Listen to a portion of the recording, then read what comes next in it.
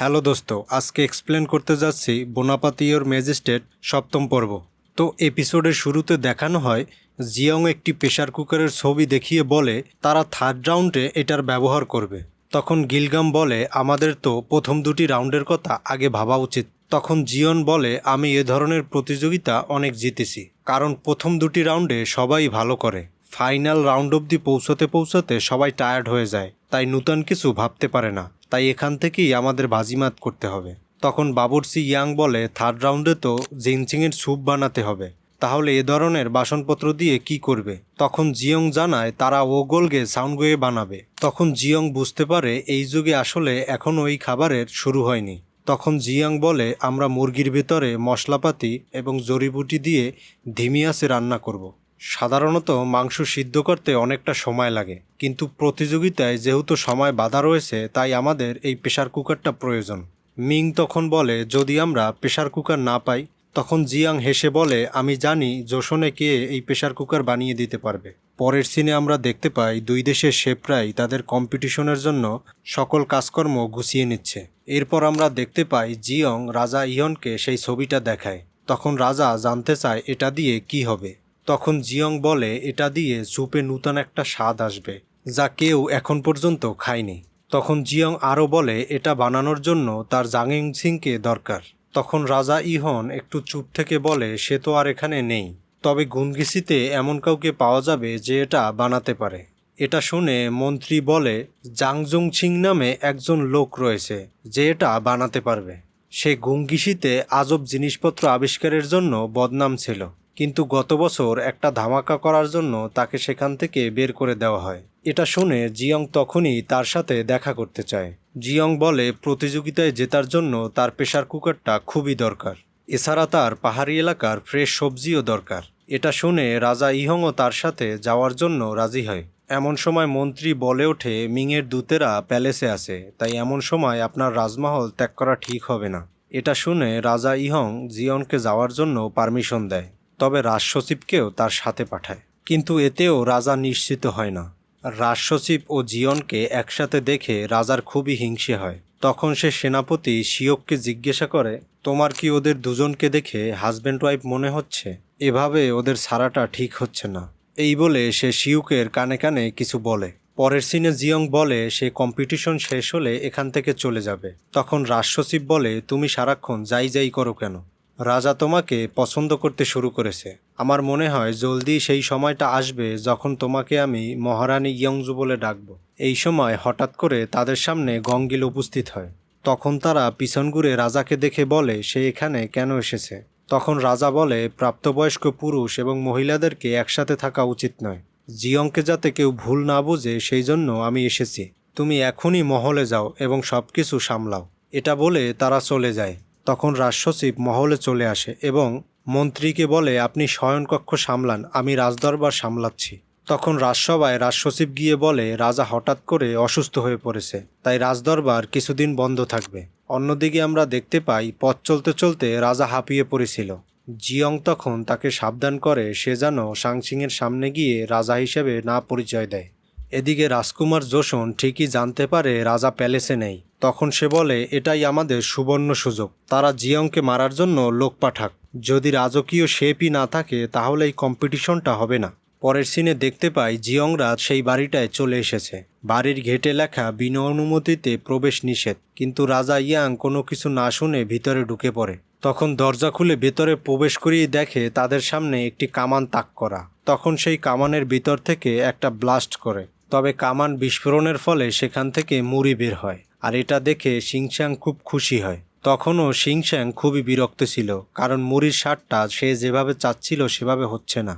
এদিকে রাজা ইহং শিংসংয়ের কাজে অখুশি হয়ে তার উপর যখন সে চিল্লাতে যাবে তখন জিয়ং তাকে থামিয়ে বলে রাজসচিব আপনি কি করছেন? তখন শিংসং বলে আমি যদি জানতাম তুমি রাজসচিব তাহলে এই মুড়ির জায়গায় গোলাবারুদ রেখে দিতাম। এরপর জিয়াং শিংসাংকে বলে তারা বহুদূর থেকে একটা সাহায্যের জন্য তার কাছে এসেছে, কাজটা এমন যেটার উপর দেশের ভবিষ্যৎ নির্ভর করছে। তখন শিংসাং বলে দেশের ভবিষ্যৎ নিয়ে তো রাজার ভাবা উচিত। একথা শুনে রাজা ইহাং তাকে শাসালে সে তাদের দিকে তীর তাক করে এবং বেরিয়ে যেতে বলে। তখন তারা ভয় পেয়ে সবাই বেরিয়ে যায়, কিন্তু বেরোনোর আগে জিয়ং তাকে বলে এই মুড়িতে কিভাবে স্বাদ আনবেন আমি তা আপনাকে বলে দিতে পারি। তখন শিংসং তার কাছে দৌড়ে গিয়ে বলে কিভাবে আনবো এই স্বাদ। তখন জিয়ং তাকে চিনি দিয়ে বলে এটা ব্যবহার করে দেখুন। এরপরে আমরা দেখতে পাই রাজা ইহং জিয়ংকে জিজ্ঞেস করে তুমি তার সাথে কি কথা বলছিলে। তার কিছুক্ষণ পর আবার আর একটা ধামাকা হয়। এরপরে জিয়ং গেটের ফাঁক দিয়ে দেখে সাংশুর চিনিমাখা মুড়িটা অনেক পছন্দ হয়েছে। তখন সে বলে এটা টেস্টি হলেও এটা অনেক কমতি আছে, এটা তো অনেক খরচ পড়ে যাবে। আমি এই যন্ত্রটা এর জন্য বানিয়েছি যাতে গরিব মানুষ পেট ভরে খেতে পারে, কিন্তু চিনির মতো এত দামি জিনিস ব্যবহার করা যাবে না। তখন জিয়ং বলে আপনাকে তাহলে তো আমার হেল্প করতেই হবে। জোসন যদি প্রতিযোগিতায় জিতে যায় তাহলে মিনের থেকে কম দামে যত খুশি তত আখ কিনতে পারবে, তাহলে চিনির দামও অনেক কমে যাবে, আর তাহলে গরিব মানুষরাও সেই টেস্টি মুড়ি খেতে পারবে। জিয়ংয়ের কথা বিশ্বাস না হলে জিয়ং তার শাহী পরিচয়ের কার্ডটি তাকে দেখায়। তখন শিংসং তাকে ভিতরে আসতে বলে। এরপরে কুকারের সব কার্যকলাপ সাংশুকে বুঝিয়ে দেয় এবং বলে কিছুদিন পর জোসন এবং মিনের মধ্যে একটা রান্নার প্রতিযোগিতা আছে। তখন শোশাং বলে সে এমন কোনো লোকের হেল্প করবে না যারা শুধু নিজের কথা ভাবে। তখন জিয়াং বলে জাইয়ংসিল থাকলে সে কি হেল্প করতো না। তখন শোশাং বলে সে অবশ্যই করত, কিন্তু কাজ করার পরে ওনাকে যোগ্য সম্মান না দিয়ে আবর্জনার মতো ফেলে দেওয়া হতো, তাই আমি কোনো আবর্জনা হতে চাই না। এই বলে সাংশু ভিতরে চলে গেলে জিয়ং বাইরে চলে আসে। তখন জিয়ং বলে তাকে দিয়ে কাজ করাতে গেলে তার মন জয় করতে হবে। এর পরের সিনে আমরা দেখতে পাই রাজা জিয়ংয়ের সাথে বাইরে গেছে বলে মোকচু অনেক রাগ করে। তখন তার কুটলেটি তাকে শান্ত হতে বলে। পরদিন শাহী রান্নাঘরে বাবুর্চি ইয়াং ও বাবুর্চি বংশিক রান্নার প্রস্তুতি নিচ্ছিল। বাবুর্চি ইয়াং জানতে চায় সে মরিচের গুঁড়ো এবং মরিচের চাটনি কি ঠিকঠাক মতো রেখেছে। তখন সিম জানায় সেগুলো সে সেফলি রেখে দিয়েছে। এরপরে বাবুর্চি মিং ছুটে এসে মানসুককে দেখার জন্য নিয়ে যায়। সেখানে গিয়ে তারা দেখে মানসুক সবজি কাটার জন্য গিলগামকে ট্রেনিং দিচ্ছিল এবং অনেক বকাঝকা করছিল। এটা দেখে তারা বুঝতে পারে না মানসুক কেন হঠাৎ করে এরকমের করছে। পরের সিনে মিংয়ের শেফেরাও প্রস্তুতি নিচ্ছিল। তখন তাং বাইলং বলে এই প্রতিযোগিতার সাথে তাদের এবং তাদের দেশের বাবুর্চিদের সম্মান আটকে আছে। পরের সিনে আবিসু রাজকুমার জোসনের সাথে দেখা করতে আসে এবং তাকে সেই সময় দামি মশলা উপহার দেয় যেটা ছিল গোলমরিচ। রাজকুমার এসবের কারণ জানতে চাইলে তখন আবিসু বলে সে তার কাছ থেকে কিছু চায়। পরের সিনে বৃষ্টির মধ্যে বসে জিয়ংরা শিংসাংকে মানানোর বুদ্ধি খুঁজছিল। তখন গঙ্গিল বলে এই ওয়েদারে পাজন আর রাইস স্যুপ খেতে পারলে তার অনেক ভালো লাগতো। এটা শুনে জিয়ংয়ের মাথায় আইডিয়া আসে। জিয়ং শিংসংয়ের আদিবাড়ি কোথায় জানতে চাইলে গঙ্গিল বলে তার আদিবাড়ি ভুসানে। এটা শুনে জিয়ং জানায় সে সাংসুংকে খুশি করার উপায় পেয়ে গেছে। তখন জিয়ং বলে তার কিছু জিনিস লাগবে। এটা বলে রাজা হিয়াংকে নিয়ে সে বাইরে বেরিয়ে যায়। তখন দরজার ফাঁক দিয়ে সাংসু দেখে ভাবে তারা চলে গিয়েছে। জিয়ংরা সবকিছু কিনে এনে পাজন তৈরি করতে শুরু করে। তার গন্ধ যাতে সাংসিংয়ের নাক পর্যন্ত যায় সেই জন্য সেনাপতি শিয়াকো গঙ্গিল বাতাস করতে থাকে। এদিকে সাংসুর নাকে গন্ধ গেলে গুটি গুটি পায়ে সে বাইরে চলে আসে। তাকে দেখে জিয়াং বলে আমরা পাজন বানিয়েছে, আপনি চাইলে এসে খেতে পারেন। সাংসুং একটু ইতস্ততা বোধ করলে গঙ্গিল তাকে টেনে নিয়ে আসে।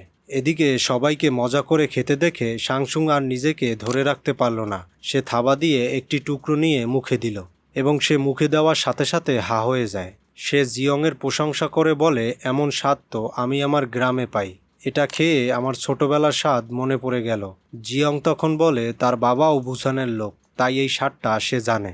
জিয়ং আরও বলে আপনার কাকা জাইওয়ানসিককে কেউ আবর্জনায় ফেলেনি, সবাই তাকে যুগ যুগ ধরে মনে রেখেছে, তার জন্য মানুষ সময়ের হিসাব রাখা শিখেছে। আমি জানি আপনি বিশ্বাস করবেন না, তবু আমি বলছি আমি ভবিষ্যৎ থেকে এসেছি। তাও আমি এসব করতে চাই কারণ আমার খাবার যখন কেউ মনোযোগ দিয়ে খায় তখন আমার খুব ভালো লাগে। জিয়ংয়ের এইসব কথা শুনে সাংসিং কুকার বানাতে রাজি হয়ে যায়। পরের সিনে আমরা দেখতে পাই গঙ্গিল সাংসুংকে হেল্প করার জন্য থেকে যায় এবং সেনাপতি রাজা ও জিয়াং পাহাড়ের উপরে চলে যায় সবজির জন্য। পরের সিনে আবিসু নতুন একটা তেল তৈরি করছিল। এটা দেখে তাং বাইলং অবাক হয়ে যায়। তখন কয়েলিং জিজ্ঞেস করে তুমি এটা কোথায় পেয়েছো। বিষয়টা আবিসু এড়িয়ে যায়। কিছুক্ষণ পর তাং বাইলং মিনের সচিবের জন্য খাবার নিয়ে আসে। তখন সে জোসনের সাথে আলোচনা করতে শোনে যে জোসনের লোকেরা জিয়াংকে মারার জন্য লোক পাঠিয়েছে যাতে এই প্রতিযোগিতাটা না হয় এবং মিন জিতে যায়। এটা বাইরে থেকে তাং বাইলং শুনে ফেলে। রাতে বাবুর্চি মিন ও বাবুর্চি বংশীকের সামনে এসে তাং বাইলং একটি চিঠি দিয়ে বলে দ্রুত এটি রাজার কাছে পৌঁছে দাও। শাহী বাবুর্চির জীবনের ঝুঁকি আছে, তাকে মেরে ফেলার জন্য প্ল্যান করা হয়েছে। তারপর তারা চিঠিটা মন্ত্রীর কাছে নিয়ে যায়। প্রথমে যখন চিঠিটা বের করে তখন দেখতে পায় একটি সাদা কাগজ। পরে যখন সেটি মোমের উপরে ধরে সেটির উপরে লেখা ছিল রাজকীয় হেডশেপে মারার জন্য লোক পাঠানো হয়েছে। এটা দেখে সাথে সাথে রাজসচিব কিছু সৈন্য নিয়ে সেদিকে রওনা হয়। পরের দিন ছিল কম্পিটিশনের দিন। জিয়ংরা সবকিছু কালেক্ট করে সংশুর বাড়িতে চলে আসে এবং এসে দেখে সেখানে তাদের প্রেসার কুকারও তৈরি হয়ে গিয়েছে। এইদিকে তারা যখন চলে আসে তখন রাজকুমার জোশনের ভাড়া করা গোল পর্বত ছাউনির সৈন্যরা তারা যখনই আক্রমণ করতে যাবে জঙ্গলের মধ্যে পাতা ফাঁদে পা পড়লে সাংসুং দেখতে পায় কেউ এদিকে আসছে। তখন সে দরজার ফাঁক দিয়ে দেখতে পায় কিছু সৈন্য তাদের দিকে তেড়ে আসছে। এদিকে গুপ্ত সৈন্যদের দেখে সেনাপতি ইউক রাজা ইয়ানকে রাজা বললে সাংসিং অবাক হয়ে যায়। সাথে সাথে সাংসিং তাদের প্রতিরোধ করার ব্যবস্থা নেয়। গুপ্ত সৈন্যরা তার বাড়িতে ঢোকার সাথে সাথে গোলাবারুদ দিয়ে অনেকজনকে ঘায়েল করে ফেলে। তখন দেখা যায় সবাই ঘাতকদের সাথে লড়াই করছিল। এইসব মারামারির মধ্যে কুকারের ঢাকনাটা পড়ে আরেক দিকে চলে যায়। তখন জিয়ন অনেক চাপে পড়ে যায়। সাংসুং তাকে আশ্বাস দেয় সে প্রতিযোগিতার আগে সেটা সেখানে পৌঁছে দেবে এবং বলে তোমরা এখন পালাও। এরপর সবাই মিলে পালাতে থাকলেও ঘাতকরা তাদের পিছু নেয়। এরপর সেনাপতি শিয়ুক বলে আপনারা যান, আমি এদেরকে আটকাচ্ছি। এরপরে গঙ্গিল বলে আপনারা সামনের দিকে আগান, আমি এদের আটকাচ্ছি। কিন্তু কিছুদূর যাওয়ার পর তাদের উপর গুপ্ত সৈন্যরা আবারও আক্রমণ করে। এরপরে দেখা যায় রাজা ইহন সবার সাথে একাই লড়ছে। লড়ার সময় তার শরীরে একটা ছুরির আঘাত লাগে। তখন আমরা দেখতে পাই রাজসচিব সেখানে চলে আসে এবং তীর দিয়ে একে একে সবাইকে মেরে ফেলে। এইসব দেখে জিয়ং বেহুশ হয়ে পড়ে। পরে আমরা দেখতে পাই গঙ্গিল ও সিন সেখানে ফিরে এসেছে। তখন সিয়ক বলে ঘাতকরা কোনো সাধারণ লোক নয়, তারা সৈন্য প্রশিক্ষণ নিয়েছে, তাদের তালমিল সবার এক ছিল।